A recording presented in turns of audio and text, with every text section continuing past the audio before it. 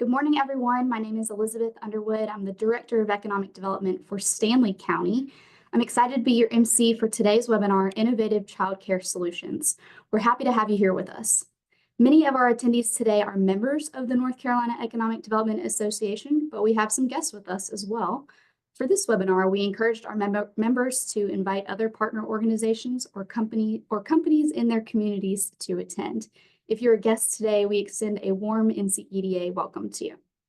Before starting the program, I'd like to acknowledge NCEDA's annual sponsors, whose logos you'll see popping up here on the screen.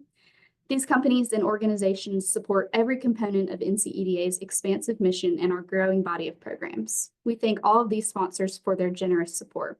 Webinars that benefit our membership, like this one, result from their support.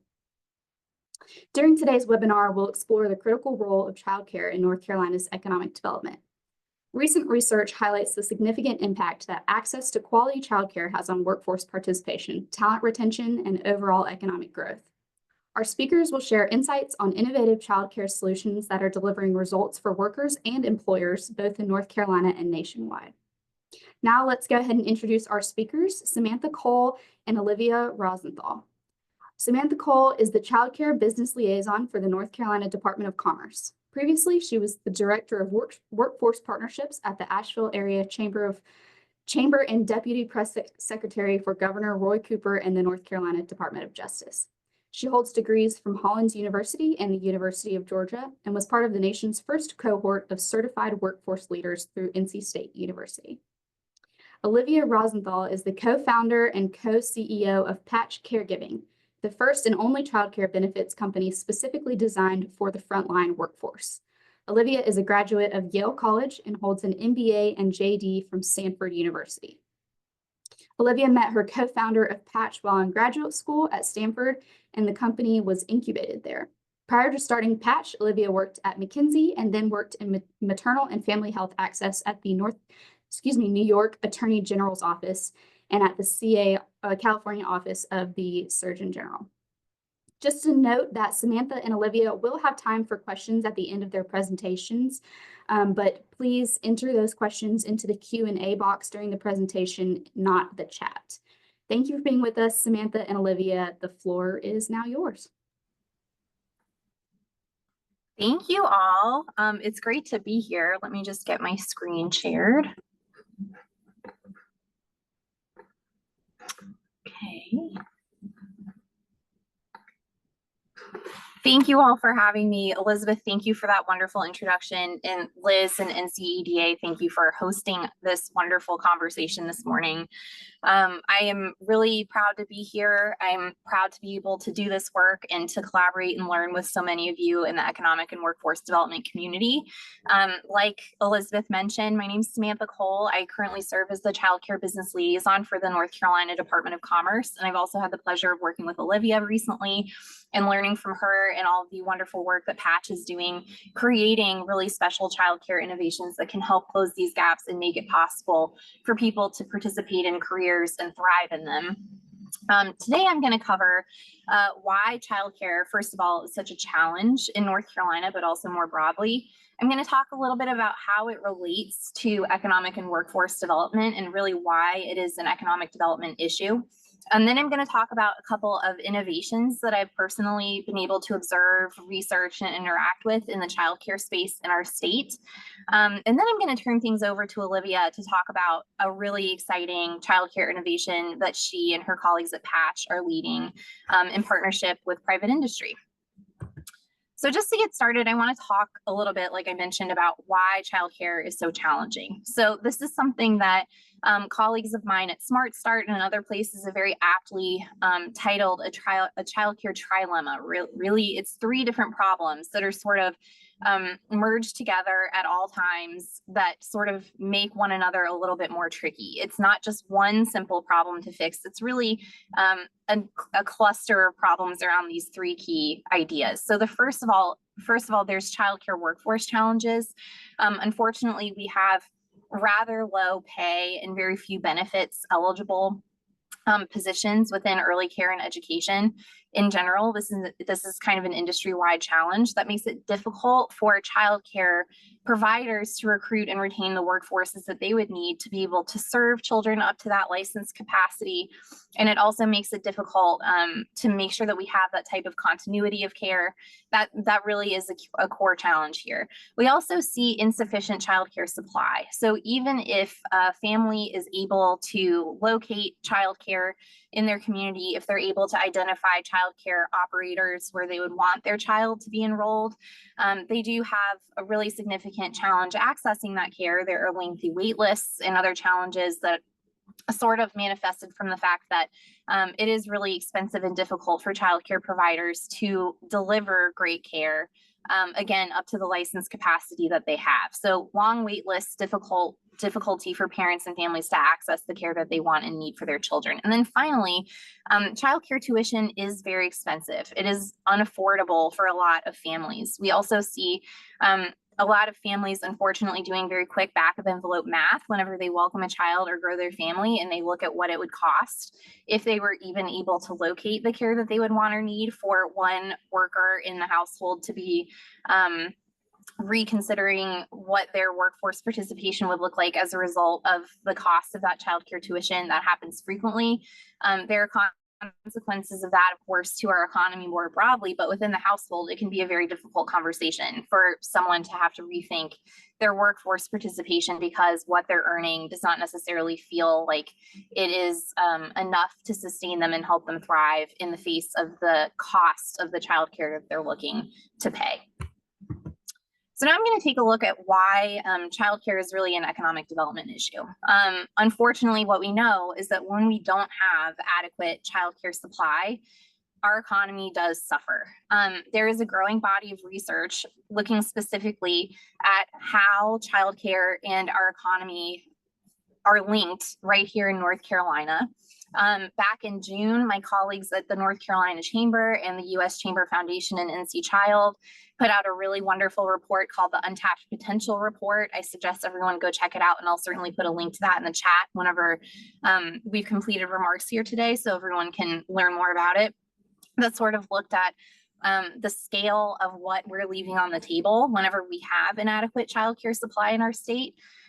Then later on in October, NC Commerce, and specifically my colleagues at Commerce's Labor and Economic Analysis Division, and then some colleagues at NC Child got together to publish another report called Empowering Work that looked closely at our economy in 2023 and roughly how many working age North Carolinians with young children were not participating in the workforce but could have.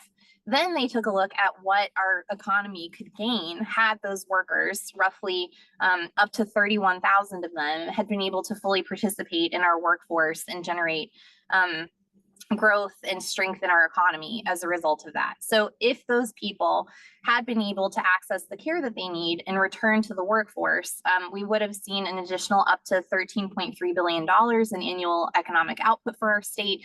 And we could have seen up to $7.5 billion in increase in our state's GDP. So we know that not only is a lack of access to childcare a gap, but I like to think about this as an opportunity. If we are able to come together to better invest in childcare access and make sure that we close those gaps for care in communities across our state, that is a lever that we can pull to see the kind of economic growth and strengthening that we all want to see, to make sure that economic opportunity spreads to every corner of our state, and to really make sure that households and families across our state can participate in this economy the way that they want to and need to, not only for thriving today, but tomorrow.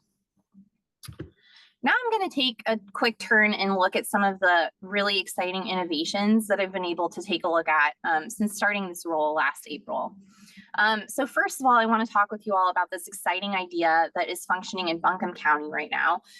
It's called Childcare Expansion Grants, and specifically in Buncombe, they do this focused on expanding infant and toddler care.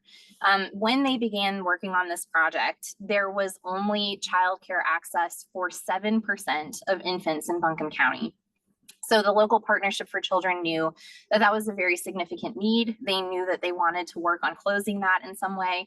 And an employer, Biltmore Company, which operates Biltmore Estate, came to the table and said, we'd like to get more involved with this issue. Can you let us know how? The local Partnership for Children basically said, It would be great if you worked with us on basically supplying private dollars that we could distribute as grants to already licensed childcare facilities operating in our county to help them serve more infants and toddlers up to or closer to their licensed childcare capacity. There are unfortunately a lot of unmet needs and unmet capital expenses that really thin margins in childcare make it unable for childcare providers to cover. So for example, if there is an HVAC repair that needs to get made, or if there is some furniture that needs to be purchased, or a sink or a small toilet that needs to be added to a room but hasn't been able to, that room isn't able to be used under licensing and regulatory policy to serve children. So the childcare provider, even if they're licensed to serve more kids, might not be able to admit those children. So in order to help make more of those slots available in our community, Biltmore Company and the local partnership for children sort of forged this partnership and came up with this idea. The benefits are pretty clear. So first of all, there's waitlist priority for all of the participating employers' workers for those newly created childcare slots. They get first right of refusal on those. The employers can get involved at any price point. There's no new construction required, right? Because what we're talking about here is making sure that there's greater access to childcare by expanding grants or expanding childcare slots again in those childcare providers that are already providing excellent care.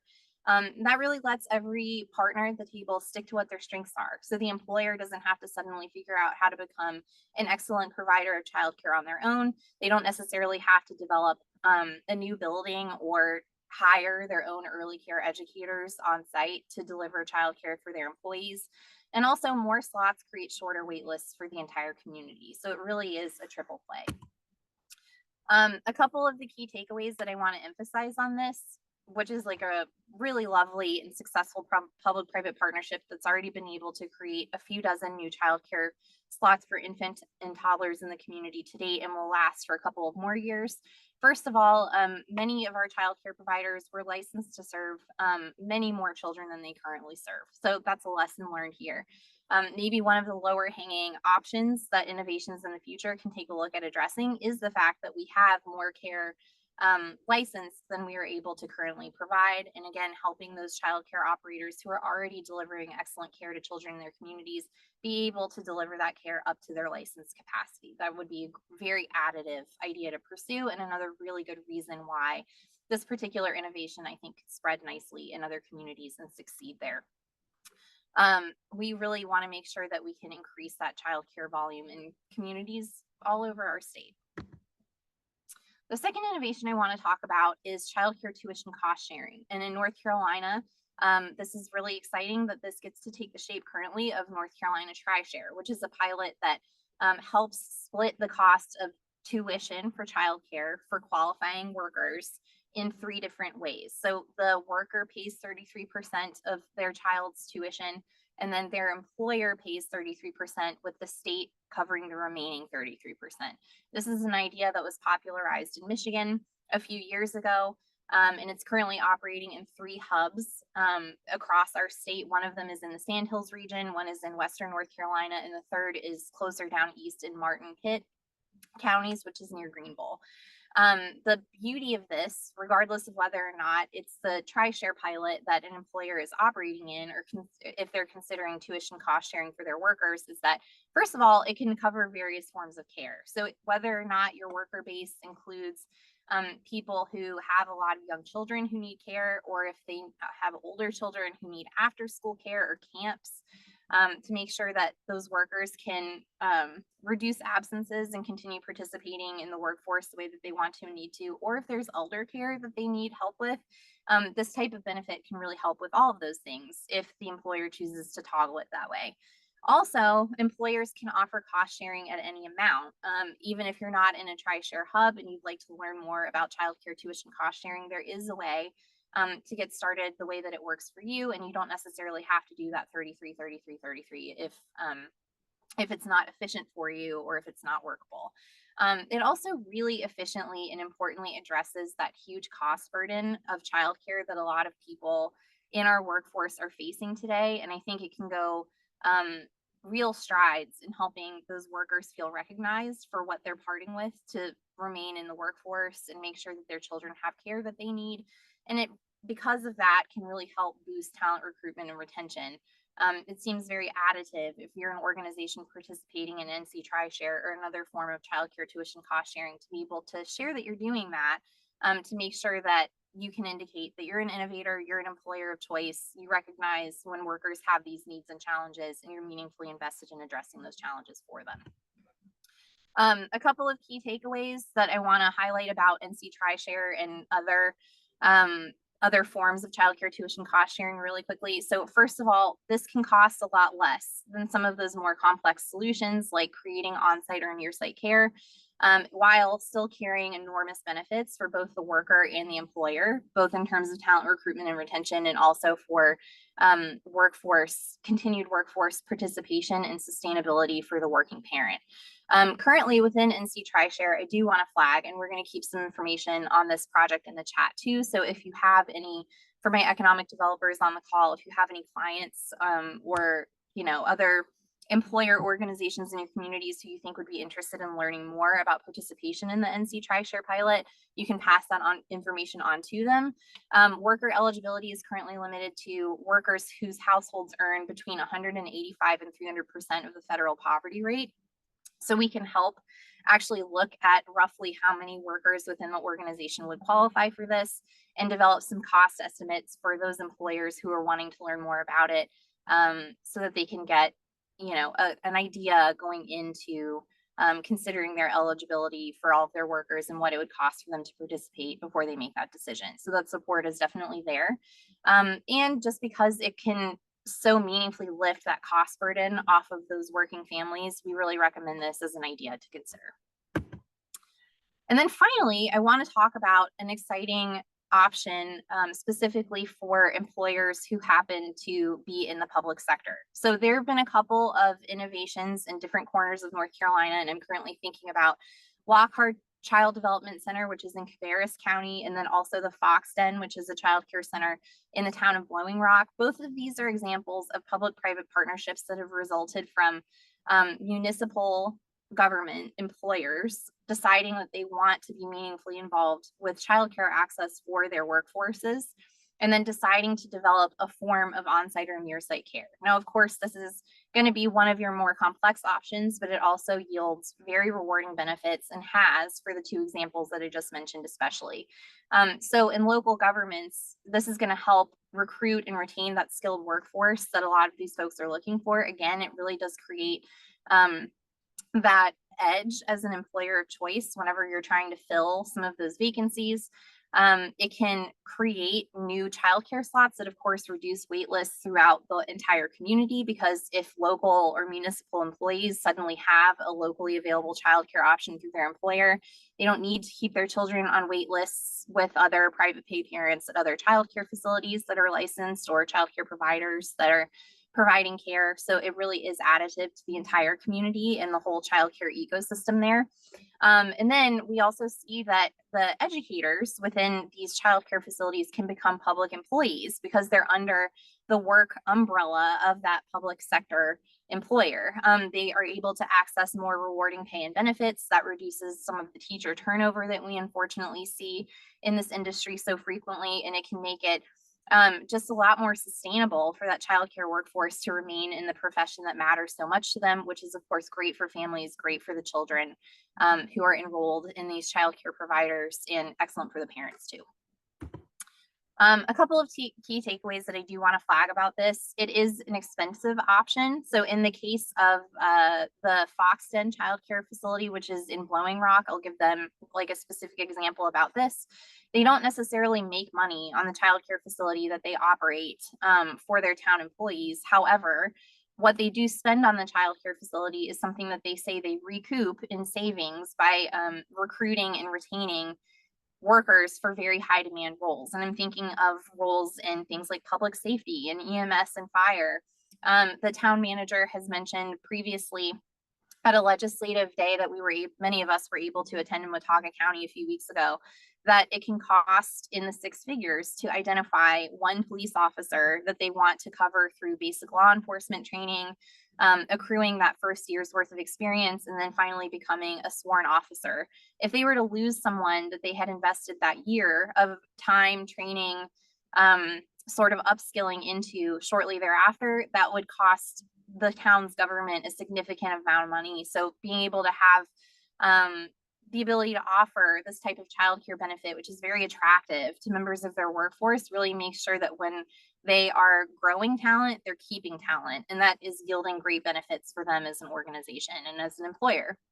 Also, there are local governments across their state that may or may not have unused property that could be upfitted for these exact purposes. Again, in the case of the Foxton and Blowing Rock, they had an unused parks and recreation facility within their town government's property holdings that they decided to upfit and turn into this childcare facility. And in the case of Lockhart Child Development Center in Cabarrus County, their local early childhood task force identified and then developed a partnership with a church that had some unused space. County funds were able to be leveraged to support the upfit.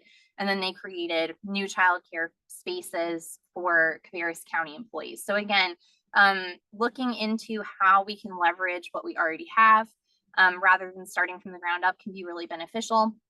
And of course, one final note that I do want to share about projects like these, because they do sit at Commerce, is that depending on the community that you're in, especially if it's rural, there may be the opportunity to apply for some support through community development block grant, rural redevelopment funds to support projects like these. So please do feel confident reaching out to us at Commerce if you have any questions or ideas about these. These are the types of projects we love to help with and certainly encourage your communication. So with all of that, I'm now going to pass things over to my colleague Olivia to talk with you all about another really exciting innovation that she has to share regarding patch caregiving and the great work that they're doing.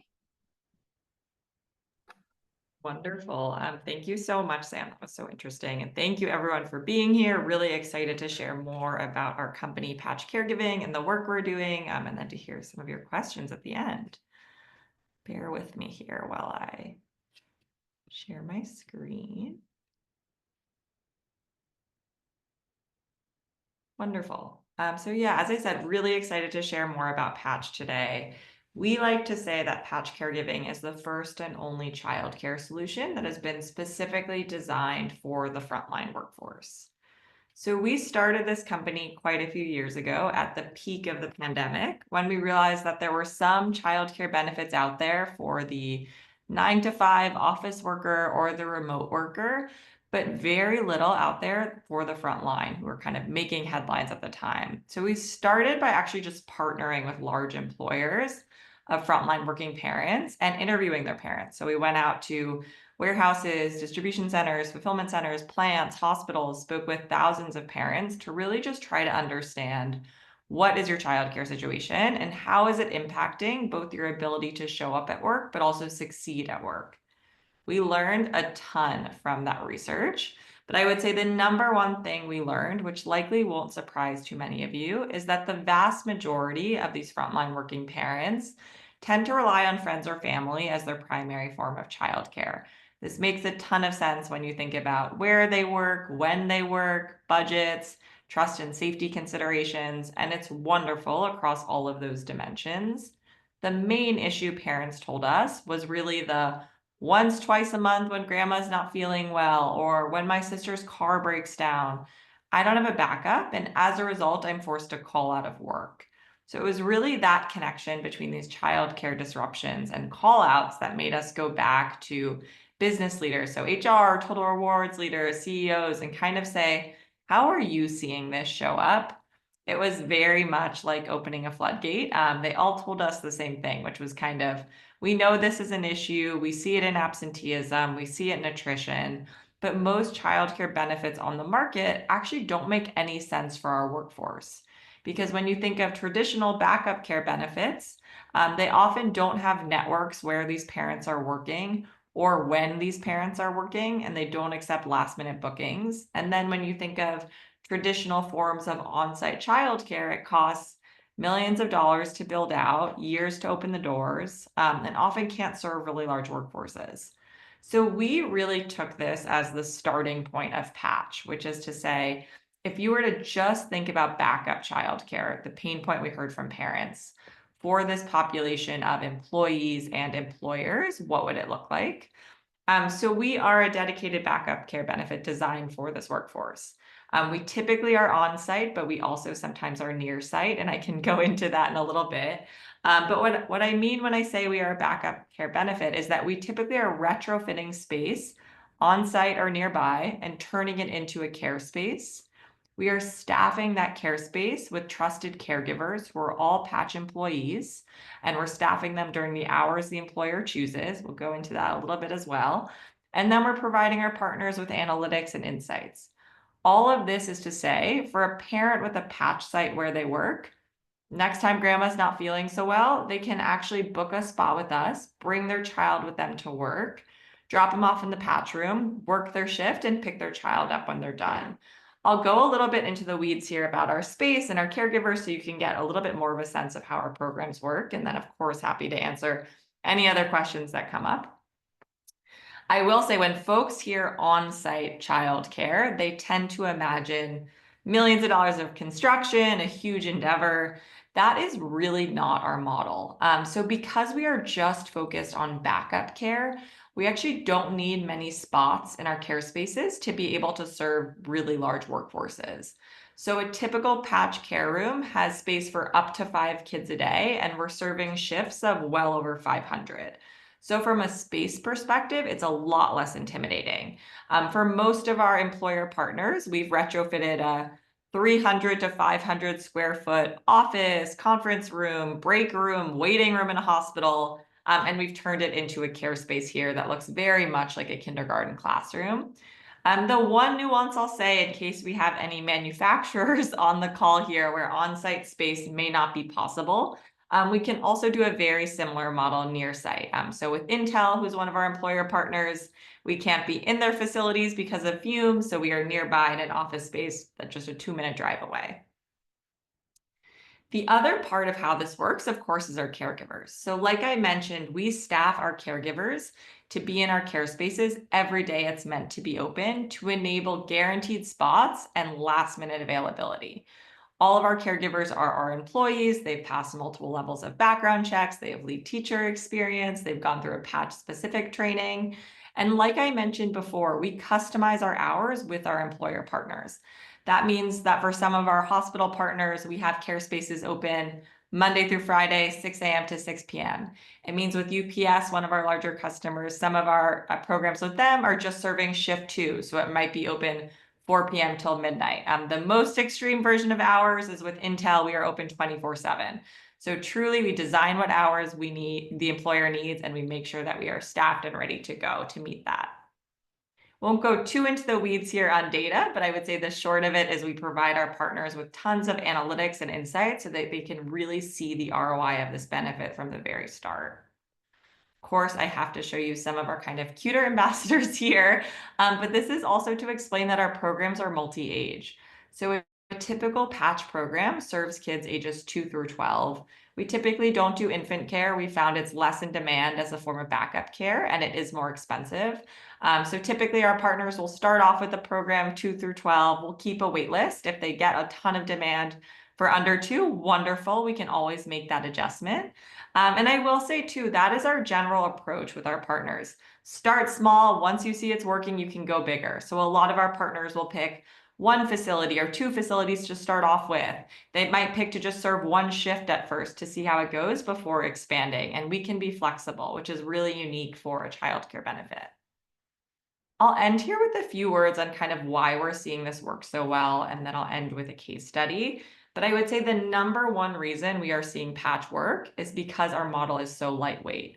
So again, we are serving large workforces with just a couple or a few spots in our care spaces because we are focused on backup care. We are really aiming to give our employer partners the efficacy of on-site care, but at a fraction of the cost and at a really speedy timeline. And we're focused on solving a business problem. Every time a parent uses Patch, it really is a day they otherwise would have had to call out of work. And finally, we are exclusively focused on serving this population of employer and employee. That means we have made a product that is incredibly easy to use. We know the parents we work with are really busy. They might have 2 jobs. They might work off hours. We don't want Patch to be a stressor on days where something already didn't go according to plan. So super easy to use, and we are used to working in daycare deserts. We're used to working with untraditional hours from our employer perspective, and really making this as simple as possible for everyone involved. I'll end here just with a case study. Like I mentioned, we have been working with UPS now for a little bit over 2.5 to 3 years. We started working with them in Central California, in one distribution center. We have since expanded with them across 5 additional states, and we're going to 4 to 5 more in the upcoming months. North Carolina is hopefully one of them. But to give you a sense of the stats they saw from their first pilot that made them choose to invest further in the program, the first thing they saw was that nearly 80% of their bookings were happening under 48 hours in advance. So again, we're really supporting parents on days they otherwise don't have other options. They also saw an improvement in retention. Our users turned over at a rate that was nearly 90% less than their peers, same shift, same building, same time period.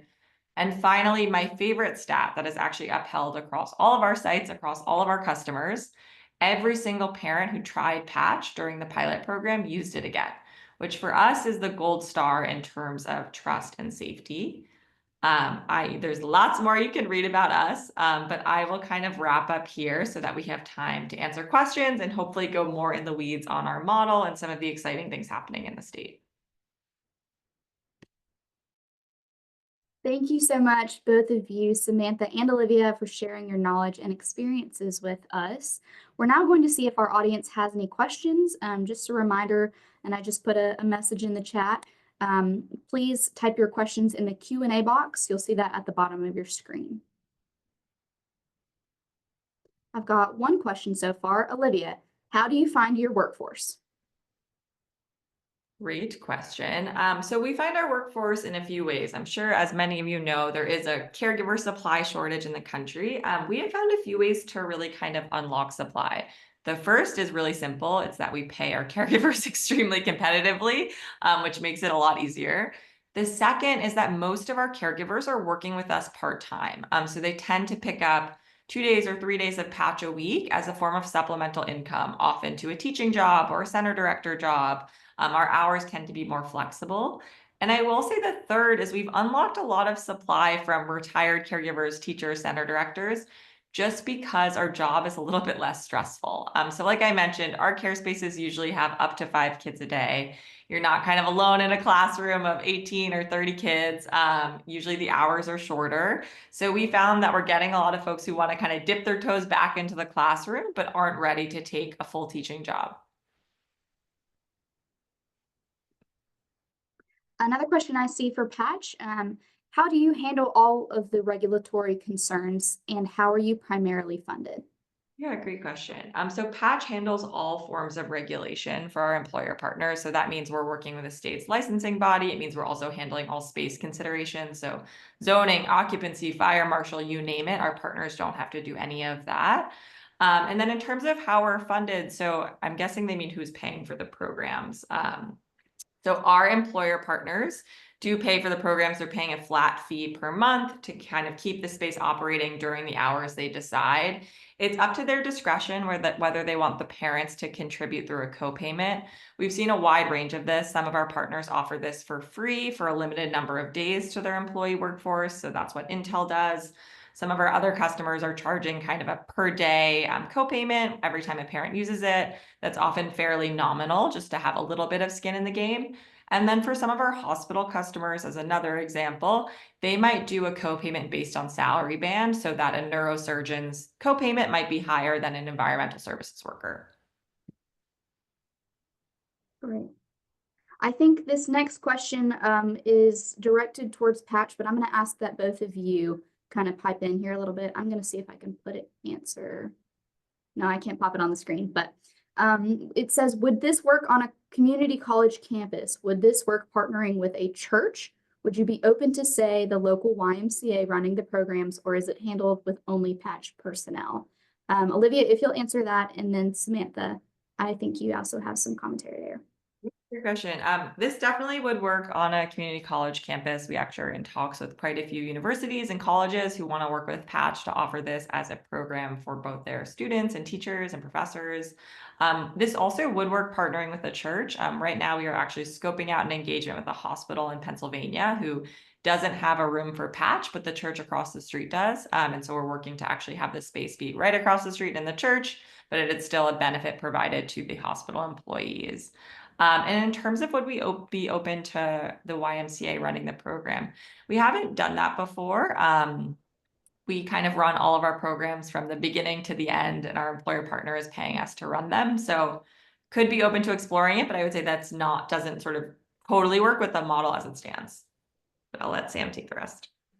Yeah, I see there's another question on this directly, so I'm glad I get the opportunity. I am happy to share that Olivia and I have both worked together to talk with colleagues of mine at the Division for Child Development and Early Education within North Carolina DHHS. And the model that Patch operates is allowable within North Carolina's childcare licensing and regulatory policy, as long as it sticks to a few important frameworks. So first of all, just like Olivia was mentioning, what she's describing and what Patch is delivering is not a permanent, regularly recurring care solution. It's meant to cover emergencies, which is extremely meaningful to a lot of our workforces, especially in North Carolina's 80 rural counties where you see a relatively high utilization of that family friend and neighbor care. That's something that we certainly encourage employers in those communities to take a look at because it is allowable. If it were to become something like regularly recurring permanent care, that's where that care comes up to needing to meet licensing and regulatory standards and to pursue the full licensing process. So because what Patch delivers is not that form, it doesn't necessarily require the same licensing and regulatory commitment, I would say, that a lot of other permanent forms of care do. And I guess, Olivia, if you can talk more clearly about the limit on 5 children, I believe that the certain number of children and also making sure that it is not regularly recurring and also occurs for only a certain amount of hours per day are also part of our licensing and regulatory policy in North Carolina. But I see someone had a question about the number of children. Yeah, happy to do the number of children one. So 5, usually our programs serve up to 5 kids a day. We've done some different numbers in various states, but we usually do that for a few reasons. The first, from a licensing perspective, as Sam alluded to, typically if we keep it programs up to 5 kids or up to 6 kids, it's a lot easier and quicker to roll these programs out, and it's a lot more affordable for folks. I would say the second reason is we've actually found that we can serve very large workforces with the 5 spots a day. So to give you a sense of that, some of our programs with 5 spots a day are serving over 2,000 employees, and we still have a 99% booking fulfillment rate. And so we feel really confident that with that limit, we can serve very large workforces. It also makes it a lot easier for our employer partners to be able to find the space in their facilities to actually serve this program. The next question is for Samantha. Samantha, is this model something that could work in North Carolina regarding the strict licensing procedures particularly? Yes. The easy answer there is yes, it's allowable as long as it meets a couple of key requirements that the division has outlined for us and also for Patch. So we're certainly hoping to see this operate in more of our employer campuses moving forward. And we're also, I know Olivia mentioned this earlier, but we're certainly hoping to see if UPS is able to give it a try at some of their North Carolina sites in coming months as well. The next 2 questions in the chat are regarding children with disabilities. Well, the first question says, do you provide care for special needs children, and are they cared for separately from the other children? If yes, are they trained for special needs such as autism, Down syndrome, or physically handicapped? And the second question, I think you can answer these both probably at once. Do you serve children with developmental disabilities? Yeah, we do. So all of our care spaces are designed to be fully inclusive. So we do serve children with developmental disabilities, autism, Down syndromes, the other sort of special needs you outlined in your question. When a parent enrolls in Patch, they will provide information on their child. And if their child has any sort of unique ability we should know about, they'll often write a medical action plan. What we'll do is before their first time of booking Patch, so right after they enroll, we'll set up a call with them to really understand what their child needs and to make sure the care space is a good fit for them, based on what the space looks like and based on kind of what the sort of day looks like. But we can totally care for any child. We just want to make sure that we have the information before their first day to help set them up for success. And all of our caregivers are trained in how to work with kids of all abilities.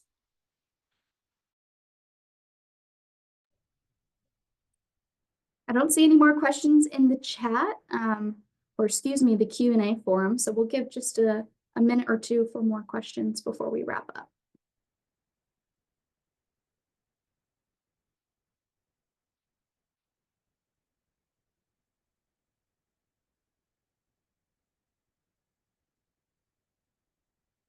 Next question, how can a local facility reach out to you? Yeah, a great question. Happy to answer that with what would a company need to do to get started? Because I think it's the same if the local facility at least is talking about me. You can email me directly. I think we'll provide my contact information, but if not, it's also olivia@patchcaregiving.com. If you reach out to me directly, we'll set up a one-on-one meeting so I can learn a little bit more about your facility, about your workforce, where you're located, what your hours are looking like, so I can actually scope out what a program would look like, and then kind of go from there. And I will say, we can work relatively quickly. So once we kind of figure out this is a good fit, get everyone on board, sign a contract. Typically, we are seeing our programs launching within 8 to 10 weeks after signing. So we can be quick and hopefully get these programs up and running, as quick as possible. Next, and we'll make this our last question, what has been your company's biggest challenge? That is a great question. What has been our biggest challenge? I think a couple of things. I mean, I would say the number one has just been kind of letting employers know that they can actually do this and it's not so difficult, that Patch handles every part of it. I think when folks hear any type of childcare benefit, they're imagining that they're going to have to be running a childcare facility as kind of a side job, which sounds really intimidating. So I would say our number one challenge is just kind of assuaging that concern for employers and letting them know we truly handle everything. All our partners do is tell us what facility you want this in, tell us what hours you want this to operate, and then attend leadership updates to hear how the program is doing, but you should not be involved with this program other than that. We handle the retrofit, the regulatory approvals, the staffing, the advertising, the enrolling, the parent communication, everything. And so I think that actually probably is our biggest challenge, convincing folks they can do this and it's worthwhile to do. Well, I said that was our last question, but we do have one more. Are there packets to give large employers for chambers or EDCs? Olivia, do you have information an NCEDA can share out in following this webinar? I'm happy to send just like a one-pager on us, so that you can kind of send that out easily to folks. Great. Well, thank you so much, Samantha and Olivia, for offering your insights and your experiences today. We really appreciate the resources that you've shared with us. I speak for the crowd when I say we're all very interested in both of your programming, and it's definitely something that our state needs as a resource. Before we go, I'd like to remind all of you of NCEDA's upcoming events. Our next new member orientation will be held via Zoom on February 25th from 9 to 10 a.m. The 2025 Site Selector Summit and Spring Conference will be held March 2nd to 4th at the Pinehurst Resort. And we had to postpone our Emerging Executives Forum last month due to some winter weather. I, for one, am very excited for that. It's rescheduled for April 9th through 10th in Durham. Registration is open for all of these offerings. You can find them on the NCEDA website or check your inbox for more details on our bi-weekly e-newsletter. We also want to have you save the date for a few more events that'll be happening later this spring. The Legislative Breakfast will take place on March 26th, and we'll host 3 regional networking luncheons in April and May. The Eastern North Carolina Networking Luncheon will be on April 17th in Greenville. The Western North Carolina Networking Luncheon will be on May 9th in Asheville, and the Triad Networking Luncheon will be on May 20th in High Point. Thank you again for Samantha and Olivia taking some time to be with us today and share your resources. I hope everyone has a great day and rest of your week.